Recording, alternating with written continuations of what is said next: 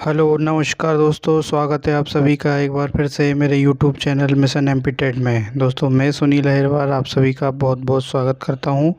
दोस्तों आज की ये वीडियो आपके लिए बहुत ही ज़्यादा लाभदायक साबित होने वाली है। आज मैं आप लोगों के लिए बाल विकास के कुछ इम्पोर्टेंट क्वेश्चन लेके आया हूँ जो कि आगामी पात्रता परीक्षा एमपी टेट 2026 के लिए बहुत ही ज़्यादा कारगर साबित होंगे। तो आइए चलते हैं आज के पहले क्वेश्चन पर। आज का हमारा पहला क्वेश्चन है अस्थायी दांतों की संख्या होती है। अस्थायी दांतों की संख्या कितनी होती है बताना है। ऑप्शन ए है 4, बी है 16, सी है 20 और डी है 32। तो दोस्तों मैं बता दूं आपको, अस्थायी दांतों की जो संख्या होती है वो हो जाएगी आपकी 20। तो 20 जो है अस्थायी दांतों की संख्या होती है। तो सी हमारा यहाँ पर पहले का करेक्ट आंसर हो जाएगा। आइए चलते हैं सेकंड क्वेश्चन पर।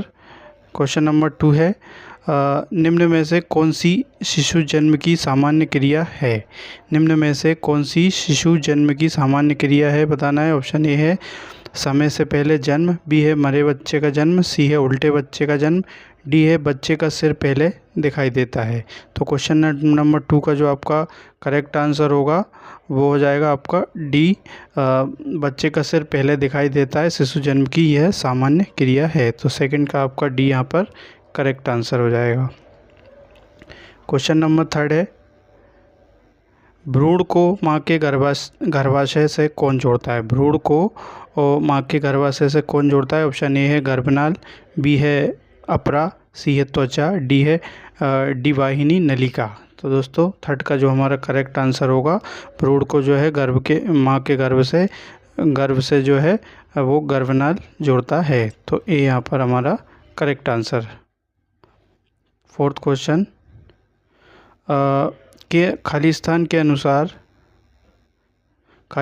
अनुसार बुद्धि सीखने की योग्यता है। खालिस्तान के अनुसार बुद्धि सीखने की योग्यता है, यह कथन किस ने कहा है बताना है। ऑप्शन ए है बकिंघम, बी है टर्मन, सी है गैरेट और डी है बेचलर। तो फोर्थ का जो आपका करेक्ट आंसर होगा ऑप्शन नंबर ए हो जाएगा। बकिंघम के अनुसार बुद्धि सीखने की योग्यता है। तो ए हमारा फोर्थ का करेक्ट हो जाएगा। क्वेश्चन नंबर 5 है लघु समुदाय की अवधारणा किसके द्वारा दी गई है। लघु समुदाय की अवधारणा किसके द्वारा दी गई है। ऑप्शन ए है बोगार्ट्स, बी है A.W. ग्रीन, सी है रॉबर्ट रेडफी और डी है रोस। तो फिफ्थ का जो हमारा करेक्ट आंसर जाएगा, लघु समुदाय की अवधारणा जो है आपकी वो दी है रॉबर्ट रेडफी के द्वारा। तो सी यहाँ पर हमारा करेक्ट आंसर फिफ्थ का। आइए चलते हैं नेक्स्ट क्वेश्चन पर। क्वेश्चन नंबर 6 है निम्न में से कौन सा समुदाय की महत्वपूर्ण विशेषता नहीं है। निम्न में से कौन सा समुदाय की महत्वपूर्ण विशेषता नहीं है बताना है। ऑप्शन ए है सामान्य जीवनम और बी है विशिष्ट नाम, सी है स्थायी, डी है अस्थायी। तो 6 का जो आपका करेक्ट आंसर होगा ऑप्शन नंबर डी हो जाएगा। अस्थायी जो है समुदाय की महत्वपूर्ण विशेषता नहीं है। तो डी यहाँ पर 6 का करेक्ट आंसर। क्वेश्चन नंबर 7 है खालिस्तान को अभिप्रेरित शिक्षण का एक संकेत माना जाता है। खालिस्तान को अभिप्रेरित शिक्षण का एक संकेत माना जाता है। ऑप्शन ए कक्षा में अधिकतम उपस्थिति, बी है शिक्षक द्वारा दिए गए सुधारात्मक कार्य, सी है छात्रों द्वारा प्रश्न पूछना और डी है कक्षा में पूर्ण शांति, पिन ड्रॉप साइलेंस। तो 7th का जो आपका करेक्ट आंसर होगा ऑप्शन नंबर सी हो जाएगा। छात्रों द्वारा प्रश्न पूछना शिक्षण का एक संकेत माना जाता है, अभिप्रेरित शिक्षण का एक संकेत माना जाता है। तो सी यहाँ पर आपका करेक्ट हो जाएगा। क्वेश्चन नंबर 8 है अमूर्त तर्क और परिपक्व नैतिक तर्क की क्षमता पर पियाजे के संज्ञानात्मक विकास के सिद्धांत की क्या स्थिति है। अमूर्त तर्क और परिपक्व नैतिक तर्क की क्षमता पर पियाजे के संज्ञानात्मक विकास के सिद्धांत की क्या स्थिति है। ऑप्शन ए है ज्ञानेंद्रिय, बी है कंक्रीट ऑपरेशनल, सी है फॉर्मल ऑपरेशनल और डी है प्री ऑपरेशनल। तो 8 का जो आपका करेक्ट आंसर होगा ऑप्शन नंबर सी हो जाएगा। फॉर्मल ऑपरेशनल अमूर्त तर्क और परिपक्व नैतिक तर्क की क्षमता पर पियाजे के संज्ञानात्मक विकास के सिद्धांत की फॉर्मल ऑपरेशनल स्थिति है। तो सी यहाँ पर करेक्ट आंसर हमारा। क्वेश्चन नंबर 9 है छात्रों में श्रम की भावना का विकास करने के लिए, छात्रों में श्रम की भावना का विकास करने के लिए क्या करना चाहिए बताना है। ऑप्शन ए है शिक्षक को स्वयं श्रम करना चाहिए, बी है शिक्षक को श्रम के महत्व पर व्याख्यान देना चाहिए, सी है विद्यार्थियों को समय समय पर श्रम करने का अवसर दिया जाना चाहिए, और डी है छात्रों को मेहनतकश लोगों का उदाहरण देना चाहिए।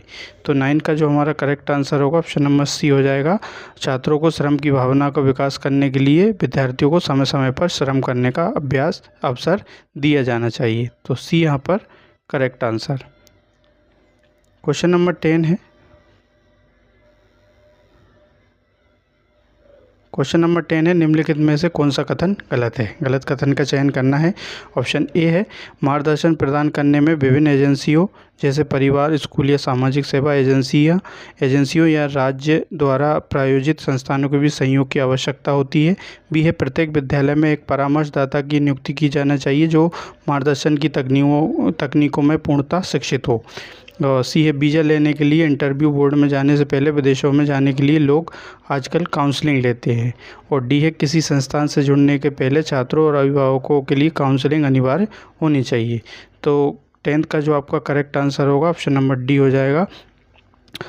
किसी संस्थान से जुड़ने से पहले छात्रों और अभिभावकों के लिए काउंसलिंग अनिवार्य होनी चाहिए। तो 10th का जो हमारा डी जो है करेक्ट हो जाएगा, लेकिन ये कथन गलत भी है।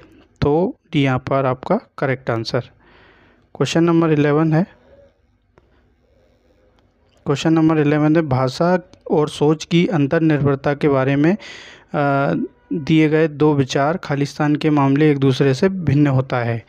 भाषा और सोच की अंतर्निर्भरता के बारे में दिए गए दो विचार खालिस्तान के मामले में एक दूसरे से भिन्न होते हैं। ऑप्शन ए भाषा और सोच की अंतर्निर्भरता, और बी है भाषा या सोच समस्या का समाधान करती है या नहीं, इस पर उनके विचार। सी है भाषा सोच को निर्धारण या इसके उल्टे कार्य करती है या नहीं, इस पर उनके विचार। डी है दिए गए विकल्पों में से कोई नहीं। तो 11th का जो हमारा करेक्ट आंसर होगा ऑप्शन नंबर सी हो जाएगा। भाषा सोच को निर्धारण या उसके उलट कार्य करती है या नहीं, इस पर उनके विचार करना। तो सी यहाँ पर हमारा करेक्ट आंसर। क्वेश्चन नंबर 12 है।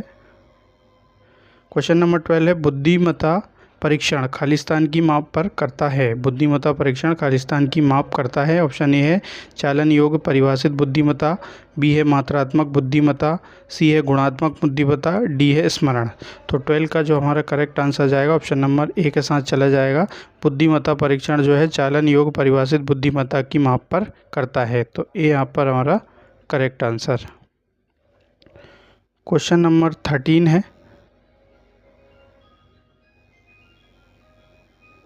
क्वेश्चन नंबर 13, निम्नलिखित में से कौन सी बहुबुद्धि सिद्धांत की आलोचना है।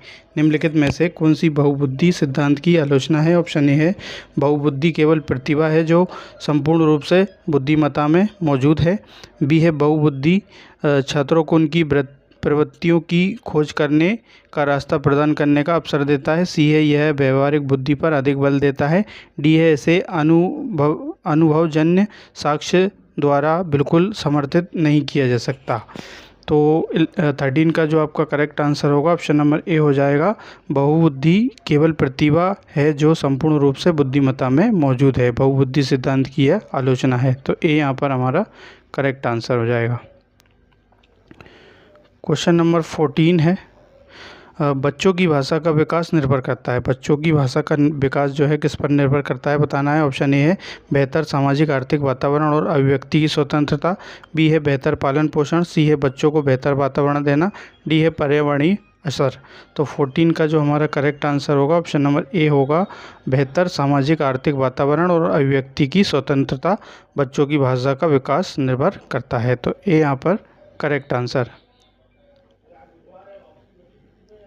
क्वेश्चन नंबर 15 है, एक बच्चे द्वारा विचार निर्माण के बारे में निम्नलिखित में से कौन सा कथन सही है। एक बच्चे द्वारा विचार निर्माण करने के बारे में निम्नलिखित में से कौन सा कथन सही है बताना है। ऑप्शन ए है विचार विश्वव्यापी है, बी है विचार श्रेणीबद्ध नहीं है, सी है विचार विकास का एक निर्धारित पैटर्न है, डी है सोच में विचारों का उपयोग नहीं किया जाता है। तो 15 का जो हमारा करेक्ट आंसर होगा ऑप्शन नंबर सी हो जाएगा। विचार विकास का एक निर्धारित पैटर्न नहीं है, यह कथन सही भी है। तो सी यहाँ पर हमारा करेक्ट आंसर हो जाएगा। क्वेश्चन नंबर 16 है, निम्नलिखित में से कौन सा एक तरीका नहीं है जिससे शिक्षक अर्जित ज्ञान को व्यवहारिक परिदृश्यों में स्थानांतरित करने के लिए प्रोत्साहित कर सके। निम्नलिखित में से कौन सा एक तरीका नहीं है जिससे शिक्षक अर्जित ज्ञान को व्यवहारिक परिदृश्यों में स्थानांतरित करने के लिए प्रोत्साहित कर सके। ऑप्शन ए है संकल्पनाओं को समझाने के लिए प्रमाणिक रूपकों का प्रयोग। बी है रटकर सीखने का अभ्यास करें। सी है विषयों में पढ़ाना चाहिए। और डी है छात्रों का ज्ञान पूर्ण होना चाहिए। तो 16 का जो हमारा करेक्ट आंसर होगा ऑप्शन नंबर बी हो जाएगा, रटकर सीखने का अभ्यास करें। तो यह तरीका जो है जिससे शिक्षक अर्जित ज्ञान को व्यवहारिक परिदृश्यों में स्थान करने के लिए प्रोत्साहित कर सकते हैं, यह तरीका गलत है। तो बी यहाँ पर हमारा करेक्ट आंसर हो जाएगा। क्वेश्चन नंबर 17 है, बच्चे के जीवन में किस प्रकार की वृद्धि एवं विकास देखा जाता है। बच्चे के जीवन में किस प्रकार की वृद्धि एवं विकास देखा जाता है। ऑप्शन ए है भौतिक, भावनात्मक और बौद्धिक। बी है सामाजिक। सी है संज्ञानात्मक। और डी है आध्यात्मिक। तो आसान सा क्वेश्चन है दोस्तों, क्वेश्चन देख के ही आपको लग रहा होगा। तो जो बच्चे के जीवन में जो है भौतिक, भावनात्मक और बौद्धिक प्रकार की वृद्धि एवं विकास देखा जाता है। तो ए यहाँ पर हमारा करेक्ट आंसर हो जाएगा 17 का। आइए चलते हैं नेक्स्ट क्वेश्चन पर। क्वेश्चन नंबर 18 है। क्वेश्चन नंबर 18 है, नीचे दिए गए कथनों का विश्लेषण करें और सही विकल्पों का चयन करें।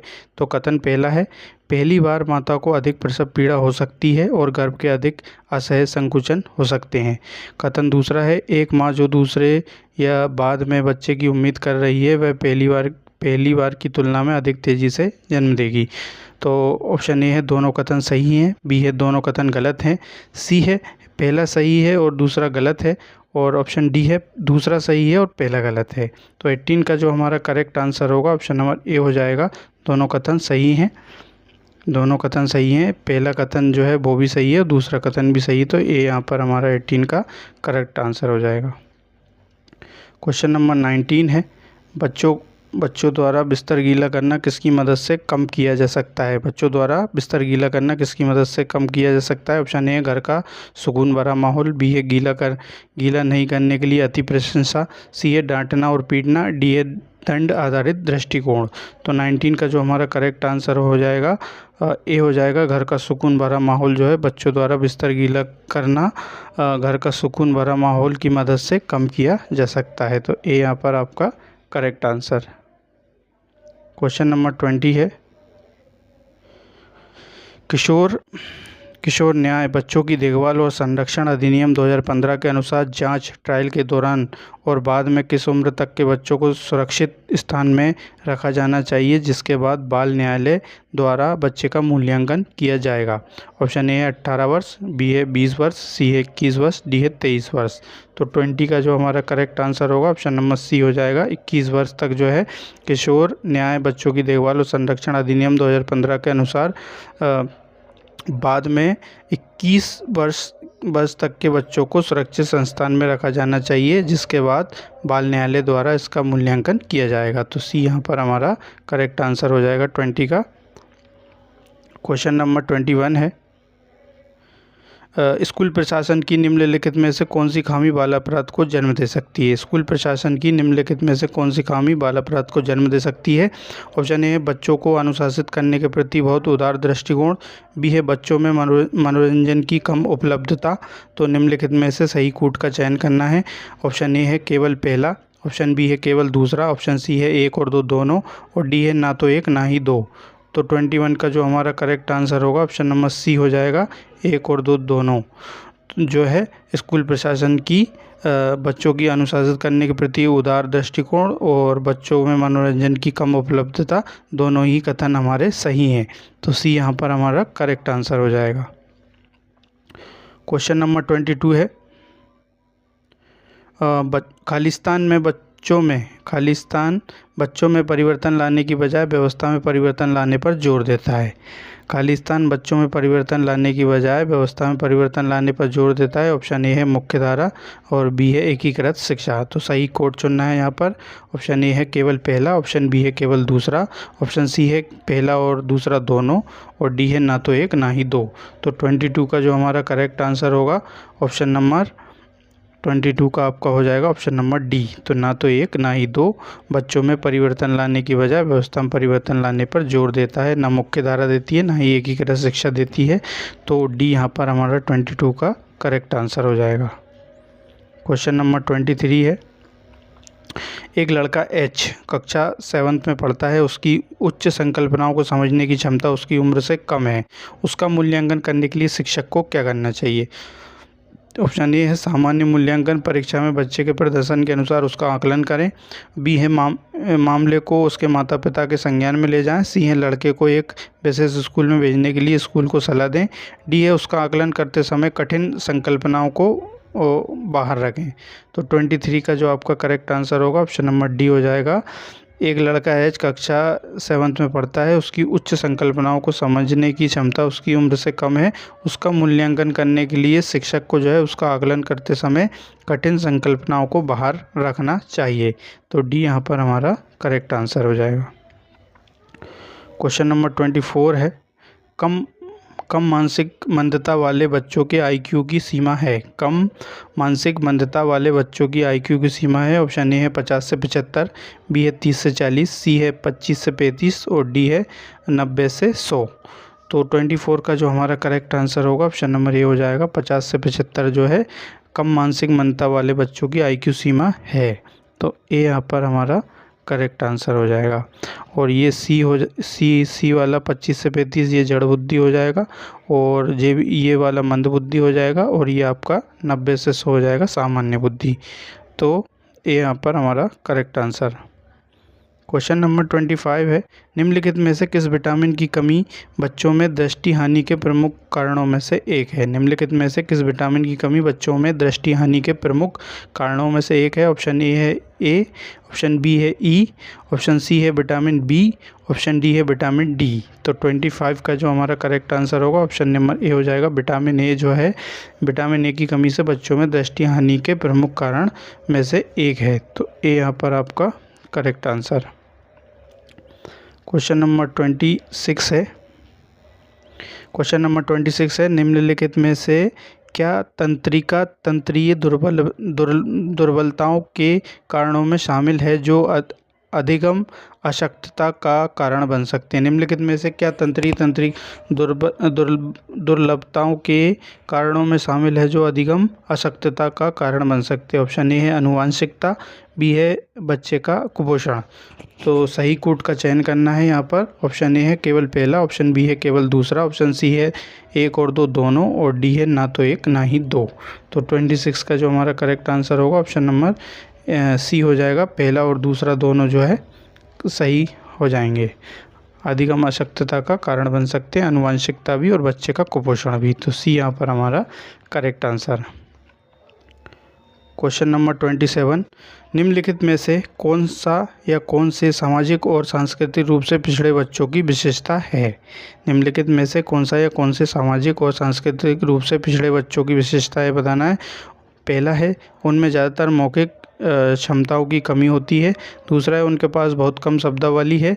सी है वे डिग्री या सर्टिफिकेट के बजाय ज्ञान अर्जन की ओर अधिक प्रेरित होते हैं। तो सही कोड यहाँ पर भी चयन करना है हमें। तो ऑप्शन पहला है केवल 1 और 2, ऑप्शन बी है केवल पहला और तीसरा, ऑप्शन सी है दूसरा और तीसरा, ऑप्शन डी है केवल पहला दूसरा और तीसरा।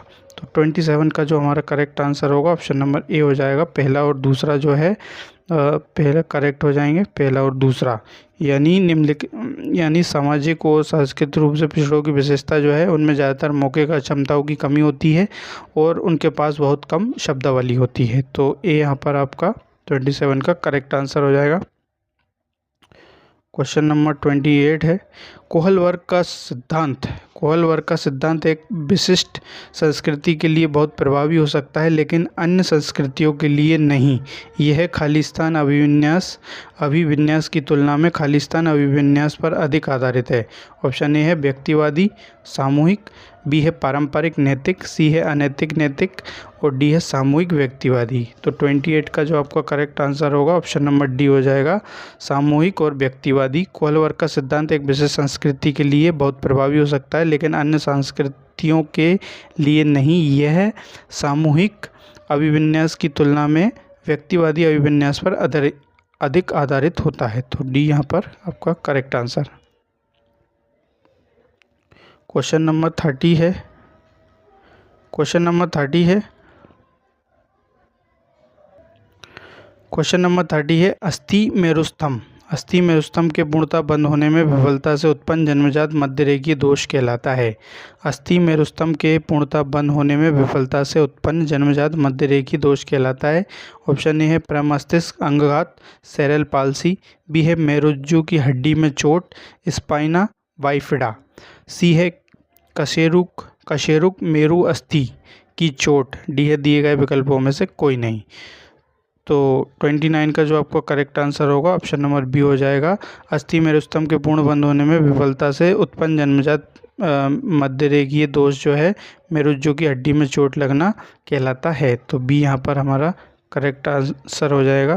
तो दोस्तों आज के लिए इतना ही। वीडियो कैसी लगी कमेंट करके ज़रूर बताएं, और चैनल पर अगर नए हैं तो चैनल को सब्सक्राइब करके बेल आइकन का बटन प्रेस कर लें, ताकि हमारी लेटेस्ट वीडियो सबसे पहले आप तक पहुंच सके।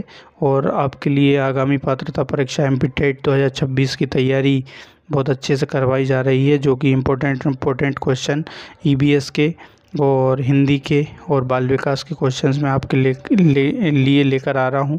और आप चाहें तो मेरी प्लेलिस्ट में जाकर आप वहां पर भी और पुरानी वीडियो को देख सकते हैं, जो इसमें इम्पोर्टेंट क्वेश्चन लिए गए हैं।